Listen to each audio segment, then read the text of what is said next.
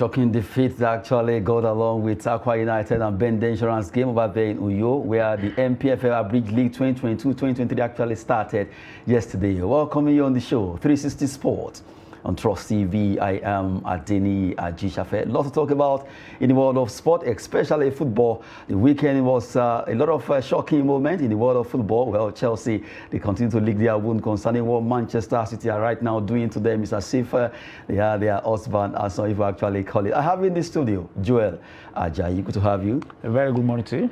Good one. So let's run through some stories trending. I see you smiling there. NPFL, Bendel Insurance defeat Akwa United at home.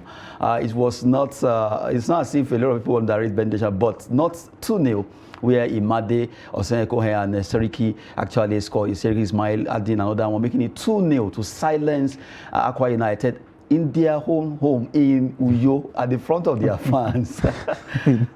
Honestly, I am very much pleased with the result. Were you expecting the result? Yes, it's something that we expect this year, because it's Nigeria League will not be like the year before, because they have opened into everybody. It's not as if you are playing at home and then you are expecting referee or other match commissioner and everything to assist you or to help, because that's what we normally witness in the year past. But with the assurance of IMC, and then it's going to be the league that everybody will be expecting to have a very good one, because of a lot of issue, a lot of crisis, a lot of challenge. But first and foremost, let me just commend IMC for making our league come back to life, because it's not easy. We all there when we had the last meeting. We saw all the issues and crises, but they are able to summon all those crises and they are able to give us the league. But when we are talking about the result, this is what we are expecting.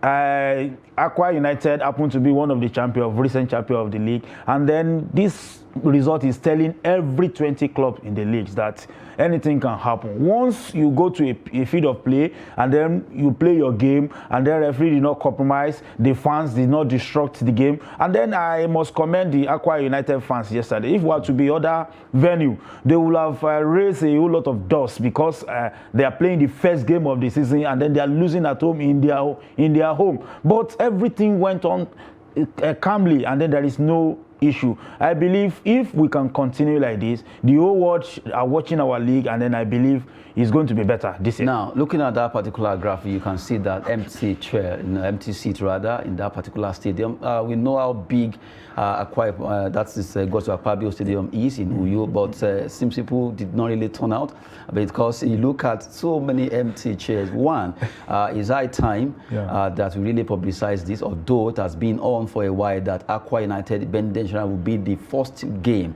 of the season. And aside that, could it be that the fans went out angrily? Believe me, until yesterday that I saw this match, you didn't believe that it would happen? Myself, I didn't believe that it would happen. So the same thing that happened to you can actually happen to the fans? It might be happening to the fans. I believe in their next game, it's not going to be like that, because you know, when you go to a field of play or you go to cheer your team and then your team have nothing to give you, I believe you might say, let me just sit at in my house at the comfort of my soul and watch it on the screen, because I was unable to go to Akwa Ibom, but I watch it live and direct. So for me, I believe if we improve on it, even the fans that are not on the pitch yesterday, it might be as a result of, okay, well, let's see what they will play in the first game. So in the next game, they'll be able to just come and give them the support, because nobody believed that it will happen yesterday because of what happened in the course of the week. But we need to give them. Now that it happened, and you mentioned that you saw it on TV, and a lot of people too were happy that, okay, finally NPFL is coming back to life. And hopefully, we hope that IMC will really sustain this for the remaining matches that will be coming up. At least let's be having, if it is one per week, let's be having on TV.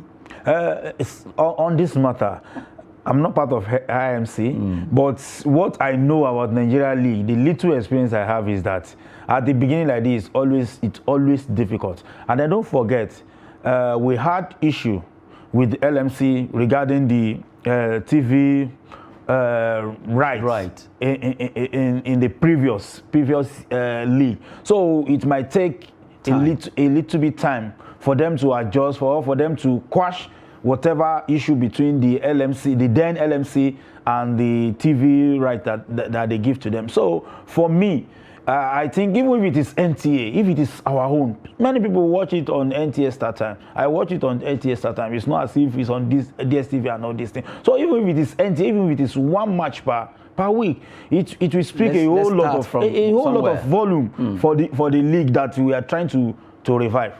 We are trying to revive our league, really. NPFL there, where Bendel Insurance, it was a shocking one. Anyway, no one saw that coming, that they would defeat Akwa United at home, and that would be good for Nigerian football, where home was always in mentality must right now be erased, and we hope that it will happen.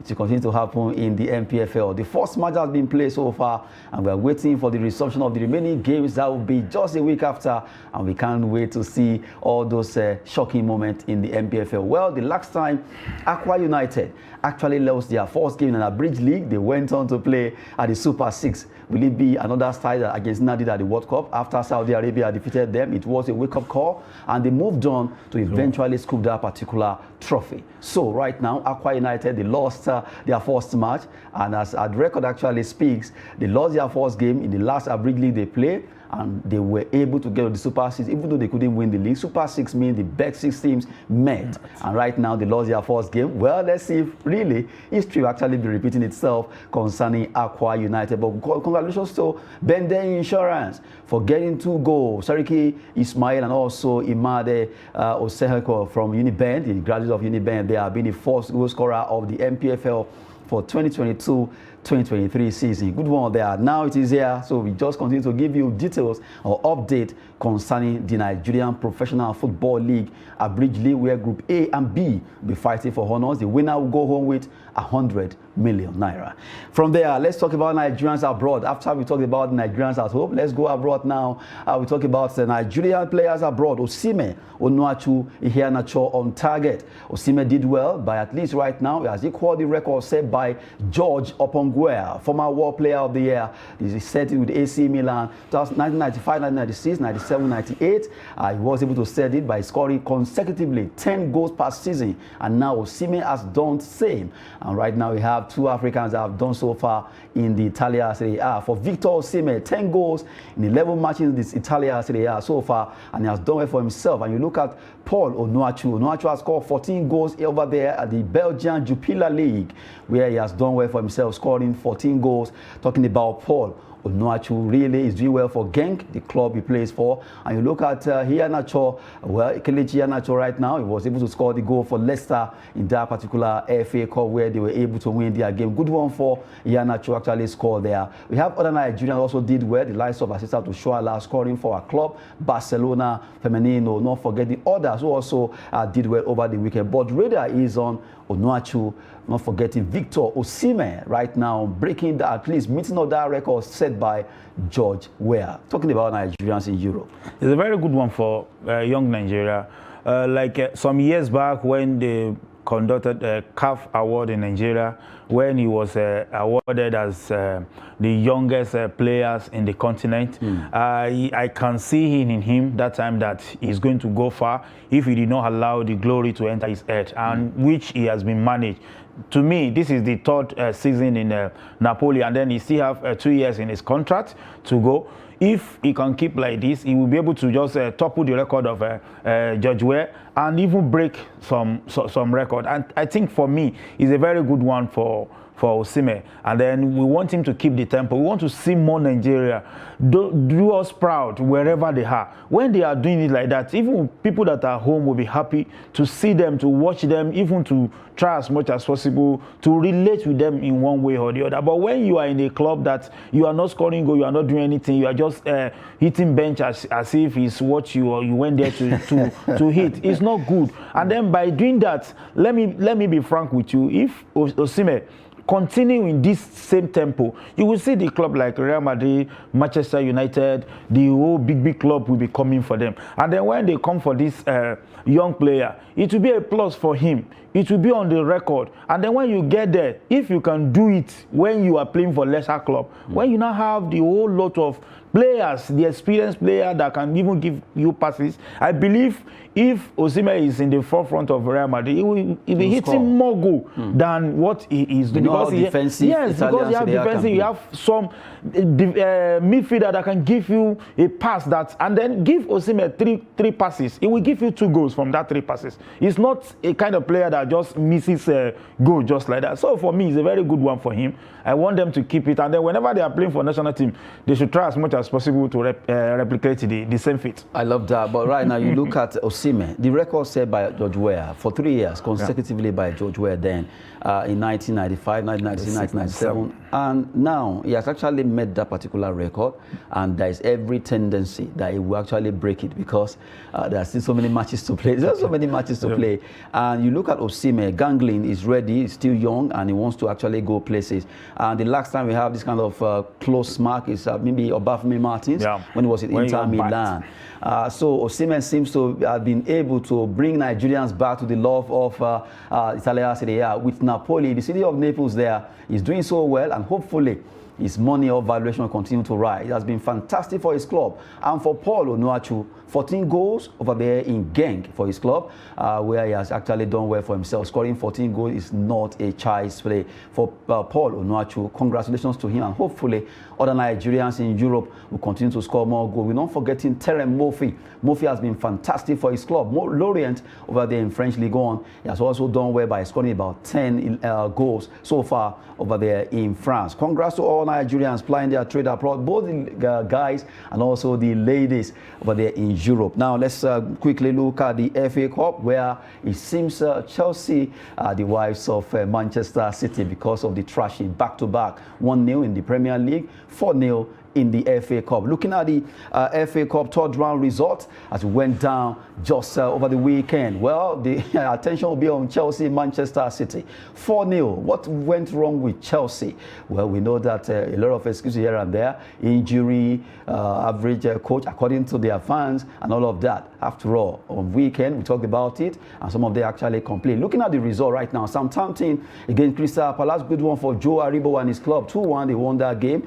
Leicester City, they pipped Gillingham. That was where Iheanacho actually scored the only goal. Portsmouth 4, Tottenham Hotspur 1. You have Bournemouth 2. Burnley, they actually had 2-0 there. Hull City against Fulham. You have Brentford. West Ham United pipped them there against Brentford. Sheffield Wednesday actually turned it to Sheffield Saturday. They defeated Newcastle 2-1. And you have Liverpool versus Wolverhampton Wanderers. They will play that match again. So it will be a replay. 2-2 it ended, and we saw that particular VAR incident that was not really approved for Wolverhampton. They could have actually won that game. Blackburn, they burned down Norwich City there, 1-0 in favor of Blackburn Rovers. For Manchester City, the husband of Chelsea, 4-0 it ended. What happened? I think the spirit of Titi is haunting Chelsea. The spirit of Thomas Tuchel is haunting Chelsea. Them. We know when the guy was in charge of Stamford Bridge, we know how the Stamford Bridge was stand firm, and then there is no form of crack that can come that can even crack that was bridge. Actually withstanding the crack. But all of a sudden, they took over the clubs less than 6 or 7 months ago from the Abramovich, and then they are unable to just get the right player or get the right coach. Because even if Abramovich is out of the club, you can keep the coach that is doing very well. I don't see the reason why you let that particular coach leave that particular time. And then this is the result they are getting. And they went ahead to go and bring the Graham from a lesser club.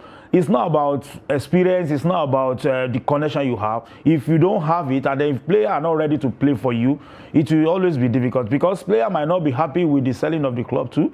And then there are so many factors that is affecting. And then I think, for me, it's not a very, very good result for a top club like Chelsea. It's unacceptable. And then the result is something else. You play Man City in the EPL, they beat you 1-0. You play them in the Carabao Cup, they beat you. Also in FA, they beat you. If you are a big club and then you want to compete with other clubs, at least when you play a big game, you should be able to get at least a draw. Even if you get a draw, it's not a good result, but people will say that maybe you are not informed. But for this result, it's not something that is good for Blue. And then I need to just console most of my my colleague, because I have a lot of them. Chelsea they make fans. a whole lot of noise. That the right thing must be done for them to get the club back on their feet. But for now, I don't think it's a very good result for them. And then you play 8 games, and then you have just a win, and it's not good for a team like that. And then something must be done to really change the narrative of present Chelsea right now. Now, talking about that Manchester City Chelsea again, still on what we are talking about. You look at the performance. Yes, we know that Man City are now the nemesis. They are nemesis to Chelsea. But aside that, even if Chelsea should face other clubs now, it will be very difficult because one, injury is actually telling on them. They got some players, but they are Shile, Fofana, and all of them. But it's as if right now, in fact, the whole club is in disarray. The manager himself, I'm sure I can imagine how confused Graham Potter is right now. Even there was a report yesterday, I don't know how genuine or authentic is it that he was sacked yesterday. You know the culture of Chelsea is that when you are not giving them results, when you are not giving them the result they need, consider you as you are gone already. Media will always want to at least preempt it. So when I saw the thing on the social media, I said that maybe it's their usual. Chelsea will announce by themselves first. It's their usual. Journalists are already trying to sack.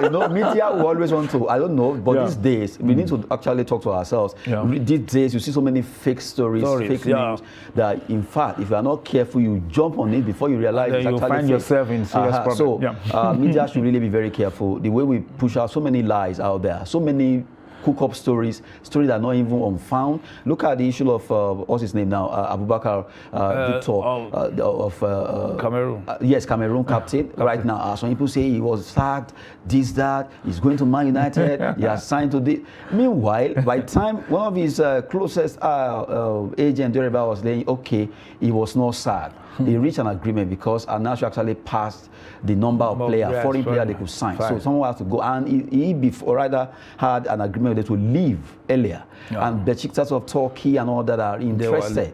But the news that came out was I was asked he wants to go to Man U. In fact, it has been confirmed to a lot of lies out there. Well, just trying to at least talk about the media, whitewashing the social media. A lot of lies. We just have to be very careful the way we at least bring out a lot of news there. And now we're talking about Chelsea, Manchester City. Let's look at Liverpool. Liverpool, Wolverhampton Wanderers. That game, that goal scored by Nunes was a goal that a lot of people were like, this should be a goal. This goal should have actually stand, but it was ruled out. VAR.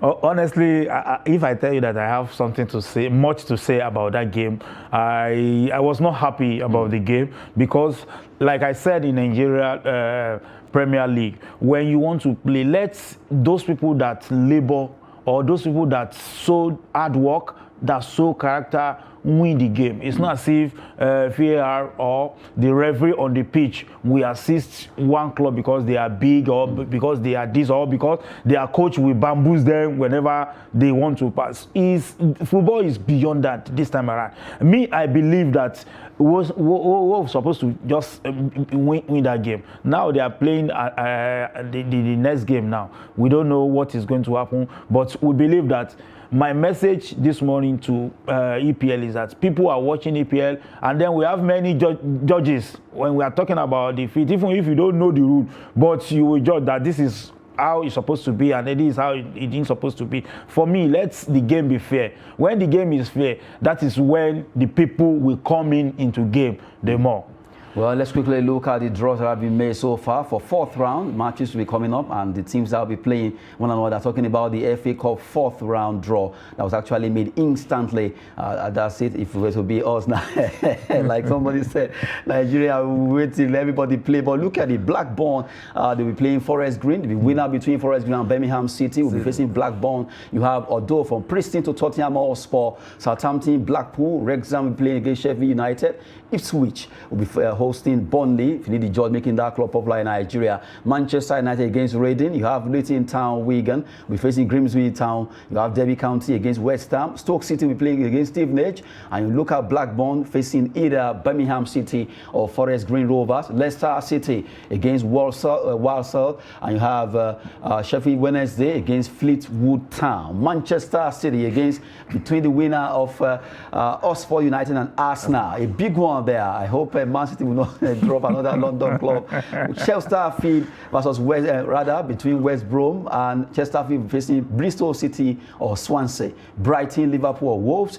Well, that will be a replay there. Fulham versus Sunderland. And you have Boreham Wood versus, between Boreham and Akwa Stanley versus Cardiff and Leeds United. Those are the draw that have been made from the FA Cup organizers there. Quickly, let's run through Spanish La Liga. Matches were also played. We saw Madrid, yes, they lost that game against Villarreal, and Barcelona, they were able to win against Atletico Madrid. Looking at the Spanish La Liga result and also the table that I'll be having for you there while we're waiting for that to happen, we quickly switch to Italian Serie A result and also the table there. We have Fiorentina 2-1 against Sassuolo. Juventus defeated Udinese by 1-0. Monza, it was 2-2 against Inter Milan. Salernitana 1, Torino 1. 2-2 between Empoli and Lazio. 4-goal thriller there. Lecce, they played goalless against Spezia. Sampdoria lost at home against Napoli, where our own Victor Osimhen was unsung for the city of Naples based team. Roma, they shared the spot against AC Milan. Good one for